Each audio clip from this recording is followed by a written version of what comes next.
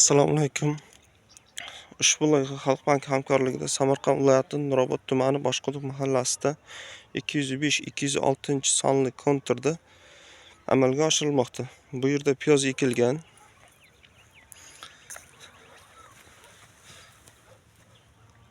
Piyoz ekilgan bo'lib,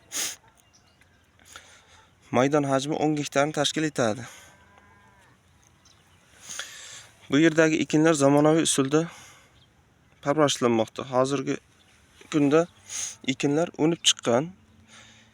Ekinlarni yetishtirish 210 kun davom etadi. Yetishtirish jarayonida sug'oriladi, tabiiy va mineral o'g'itlar bilan oziqlantiriladi.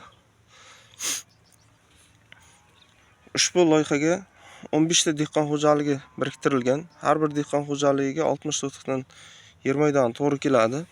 Loyihani samarali amalga oshirish maqsadida Taraqqiyot dehqonlari ishlab chiqarish kooperativi biriktirilgan. Ushbu loyiha bo'yicha har bir dehqon xo'jaligidan gektariga 35 tonna, jami 350 tonna hosil olish rejalashtirilgan.